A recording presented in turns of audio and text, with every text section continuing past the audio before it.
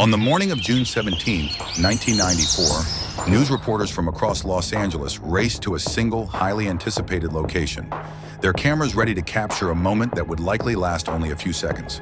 The location was the LAPD headquarters in downtown Los Angeles, and by 11 a.m., over 1,000 journalists had gathered at the entrance, all vying to document the perp walk of O.J. Simpson, who at any minute was expected to be placed in handcuffs right there. In the mid-90s, this event was shaping up to be one of the biggest media spectacles imaginable. O.J. Simpson was not just a household name, he was a living legend. Known as one of the most successful football players of all time, O.J. had also carved out a prominent career as a media personality, appearing as a sports commentator, movie actor, and in numerous commercials. O.J. Simpson's rise to fame. Simpson's rise to fame began on the football field. As a standout running back at the University of Southern California, USC, he won the prestigious Heisman Trophy in 1968, solidifying his status as one of the greatest college football players of all time. His success continued in the NFL, where he played for the Buffalo Bills and later the San Francisco 49ers. Simpson became the first player in NFL history to rush for more than 2,000 yards in a single season, a record that still stands as one of the greatest achievements in sports. His nickname, The Juice, was a nod to both his electrifying style of play and his initials, O.J. Simpson, as a media personality. Beyond his sports career, Simpson was also a trailblazer in the world of entertainment. He was one of the first African-American athletes to successfully transition into mainstream media, starring in commercials for Hertz, where he was famously seen running through airports and appearing in popular movies like the Naked Gun series. His charisma and good looks made him a popular figure in American culture, and he was widely admired by fans of all races.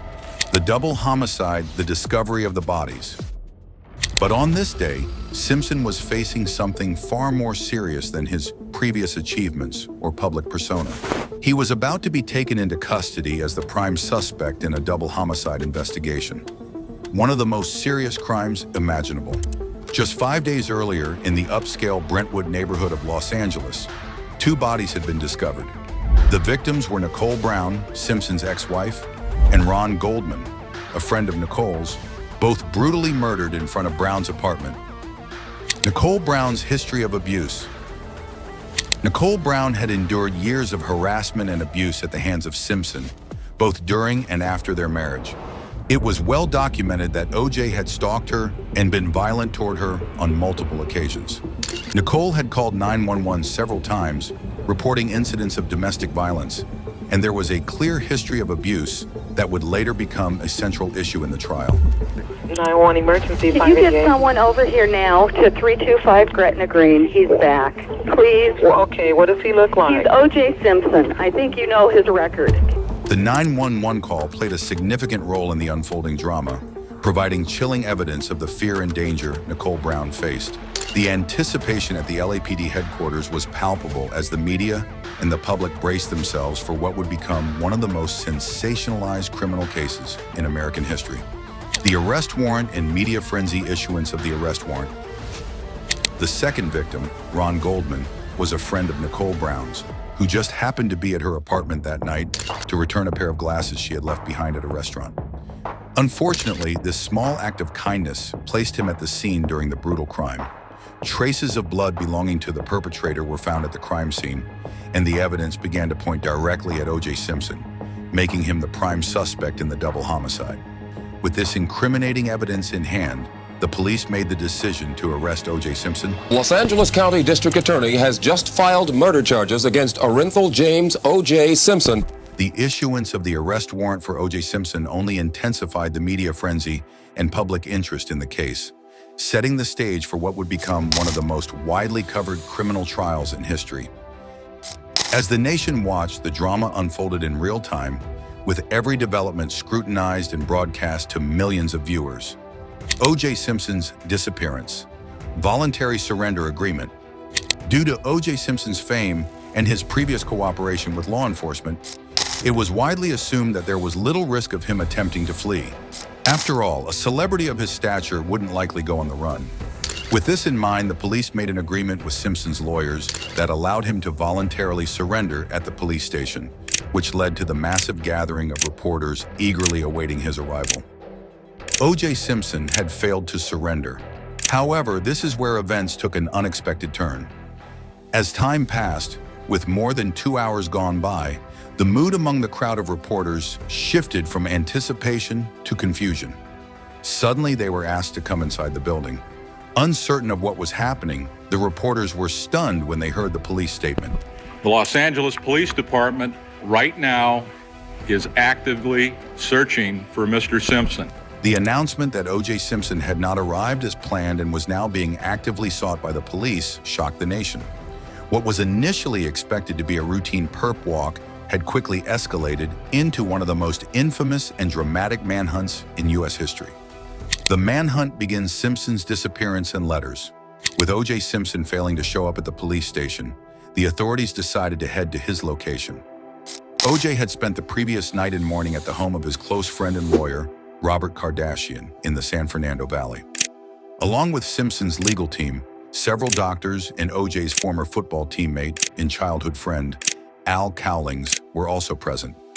When the police officers arrived at Kardashian's house, they were first met by Simpson's lawyers, who assured them that O.J. was calming down and preparing to surrender. O.J., wherever you are, for the sake of your family, for the sake of your children, please surrender immediately. However, when the police went to bring Simpson in, they discovered that he and Al Cowlings were gone. In their place, they found 3 letters left behind by O.J., which many interpreted as signs that he was contemplating taking his own life. One letter was addressed to his children, another to his mother, and a third to the general public. Just a few hours later, Robert Kardashian read this public letter aloud to the assembled reporters, an emotional moment that added to the mounting drama. I think of my life and feel I've done most of the right things. So why do I end up like this? I can't go on. The content of the letter and the circumstances of O.J.'s disappearance intensified the already feverish media coverage, leaving the public and law enforcement on edge as they awaited the next development in what had quickly become a national spectacle. The infamous car chased Simpson's escape in the white Ford Bronco, one of the most recognizable figures in the city and the country, had vanished. As soon as the police became aware of O.J. Simpson's disappearance, so did thousands of reporters, all scrambling to be the first to track him down. What no one knew at the time was that O.J. was not hiding in a safe house or secluded location. He was on the move. At that very moment, O.J. was sitting in the passenger seat of a white Ford Bronco, driven by his longtime friend Al Cowlings, heading south on the 405 freeway. Destination, Ascension Cemetery. Their intended destination was the Ascension Cemetery in Orange County, a place they had visited just a few hours earlier. On June 16th, the day before O.J. disappeared, Nicole Brown Simpson's funeral had taken place there. Despite mounting suspicions regarding his innocence, O.J., as Nicole's ex-husband, attended the memorial service. Now, just one day later, O.J. wanted to return to her grave, presumably intending to harm himself there. However, when they arrived at the cemetery, they realized that going to the gravesite without being recognized was impossible. The 2 small Simpson children, followed by O.J. Simpson himself, the mourning ex-husband, the grieving father, the focus of a murder investigation. As the pursuit continued, the situation quickly escalated into one of the most infamous car chases in U.S. history, with the white Bronco being followed by a growing number of police vehicles and news helicopters. The world watched in real time as O.J. Simpson, once a beloved sports hero, became the central figure in a dramatic and tragic saga. Radio reports and changing plans. Unsure of what to do next, Al Cowlings parked the car near the cemetery. According to his own account, O.J. wanted to wait until the police left so he could still visit Nicole Brown's grave. While they were waiting, they turned on the radio and quickly realized that nearly every station was reporting on the massive search for them. In an effort to avoid recognition, O.J. moved from the passenger seat to the back seat and lay down, instructing Cowlings to drive back north toward his house, intending to meet his mother there. Tracing the phone call. Aware that a full-scale manhunt was underway, O.J. Simpson decided to call the police himself. The authorities quickly traced the call, pinpointing its location near the El Toro Y interchange. 911 emergency, Can you get 588. someone over here now to 325 Gretna Green? He's back. Please. Well, okay, what does he look like? He's O.J. Simpson. I think you know his record. With this critical information, it didn't take long for the first police car to spot the white Bronco. All units and stations for Station 18 per LAPD. Attempt to locate 187 suspect. Southbound 5 freeway from El Toro at 16:46 hours in a white 1993 Ford Bronco, possible plate 3 Delta Hotel Yankee 503. Journalists across Los Angeles were monitoring police radio channels, and soon the first news helicopter found the chase and broadcasted it live. The pursuit of O.J. Simpson and Al Cowlings was now being shown on televisions in homes and sports bars nationwide. The cultural impact of the chase live broadcast to millions. Although Cowlings didn't stop, he also made no attempt to outrun the police, maintaining a slow speed of just 30 miles per hour. This unusual pace caused traffic around the Bronco to decrease significantly, as no new vehicles could catch up from behind the police blockade. Meanwhile, the situation in the air was entirely different. More than 9 news helicopters were now hovering above the highway, each broadcasting the chase live to millions of viewers, attempting negotiation with the police. As Cowlings continued to drive along the highway, he called 911 in an attempt to negotiate with the police, hoping to bring the situation to a peaceful conclusion. 911, what are you reporting? This is AC. I have OJ in the car. Okay, where are you? Please, I'm coming up the 5 freeway. Okay. Right now, we are okay, but you gotta tell the police to just back off. He's still alive, but he got a gun to his head. What's your name? My name is AC. You know who I am, goddammit. Okay. Alrighty, sir. Hold on just a moment. Hi, what's your name? Hello? The slow, dramatic chase captivated the nation, turning into one of the most unforgettable moments in American television history. As the world watched, the tension mounted, with everyone wondering how this incredible and surreal event would finally end. Media strategy and public reactions. The information that O.J. Simpson was armed added a dangerous dimension to the situation. The LAPD, realizing the gravity of the chase, tried to use the many news cameras tracking the Bronco from all angles to their advantage. They cooperated with news helicopters to get a better view of what was happening inside the vehicle. Go O.J. Go! Public fascination. Meanwhile, the white Ford Bronco exited Interstate 5 and turned onto California State Route 91, heading west. As the chase progressed, more and more onlookers gathered along the side of the road, eager to witness the spectacle in person. Years earlier, O.J. was the face of a popular Hertz car rental campaign, appearing in ads where he sprinted through airport terminals while being cheered on by onlookers with the slogan, "Go, O.J., go." Now, in a bizarre twist, people were shouting that same slogan as the Bronco, with O.J. inside, drove by, followed closely by police.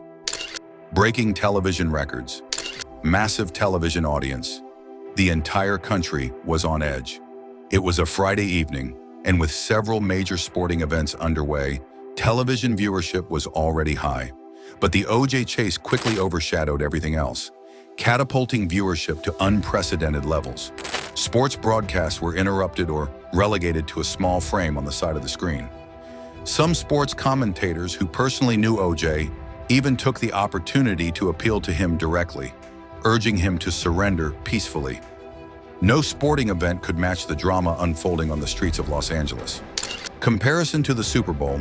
For comparison, the most watched television event of 1994 up until that point was the Super Bowl in January, which drew 90 million viewers, making it the 3rd most watched Super Bowl ever at the time. Well, packed the stadium, and I think we broke the record here. Montana rolls to the right, comes back across the middle, complete to right, into the end zone. But the O.J. chase set a new record. When all the broadcasts were combined, an astonishing 95 million Americans were watching the pursuit. This made it the 6th most watched broadcast in U.S. television history up to that point. A remarkable feat considering that most events on that list were heavily promoted in advance, whereas this chase happened in real time without any prior notice. The final moments, LAPD's desperate measures. As the Bronco switched onto Interstate 405, heading further north, the LAPD became increasingly desperate to resolve the situation. Knowing that O.J. was using his cell phone while driving, LAPD Detective Tom Lang remembered that he had O.J.'s number and decided to call it. To his surprise, O.J. answered the call. Yeah. Just let me get to my house. Okay, we're gonna do that. I swear to you, I'll give you what. I'll give you me. I'll give you my whole body. Okay. I just need to get to my house. Okay. I live with Nicole. We're gonna do that. Just throw the gun out the window. I can't do that. We're not gonna bother you. We're gonna let you go up there. Just throw it out the window, please. You're scaring everybody. OJ, you there? The conversation between O.J. and the police, broadcast live to millions, added yet another layer of intensity to the chase.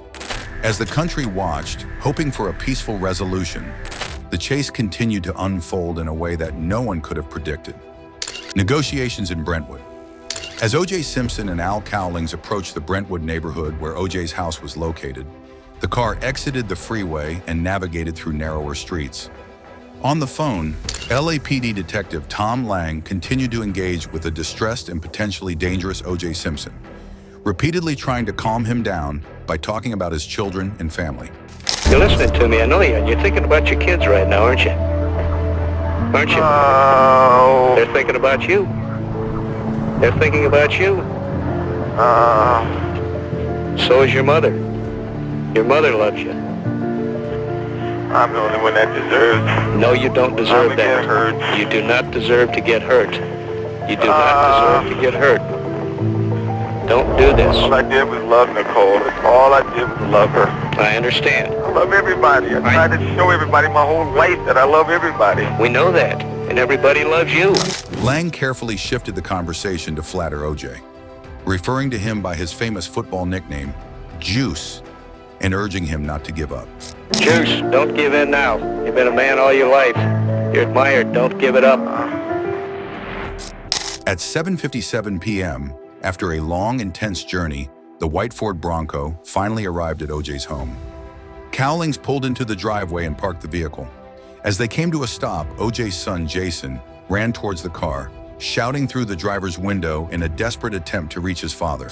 All right, who is that out there? Just toss it, Juice. The police officers, who were already at the house, feared that this emotional moment could escalate the situation further, so they intervened, leading Jason away from the car. On the call audio, Cowlings can be heard frantically trying to prevent O.J. from harming himself. O.J., my baby. Don't do it, O.J. When you get in jail, man, don't make them. They got you, O.J. Please, listen to me. Listen to me, O.J. Listen to me. Please, I'm begging you, man. O.J., no, O.J. Final surrender. For anyone who still doubted the extremely cautious approach the LAPD took throughout this chase, an approach that was quite atypical for the LAPD at that time, what happened next made it abundantly clear. Over the next 15 minutes, tense negotiations took place between the occupants of the car and the police. Occasionally, Cowlings even stepped out of the car to shout at officers who got too close. Eventually, they reached an agreement. O.J. would surrender, but only on his own terms. O.J. finally emerged from the vehicle and was allowed to enter his house, where his lawyers had already arrived. Inside, O.J. was given the opportunity to drink a glass of orange juice and make a phone call to his mother. It was only after this that he was handcuffed and placed into a police car, which then transported him to the LAPD Parker Center to be formally placed into custody. The infamous car chase that had gripped the nation had finally come to an end.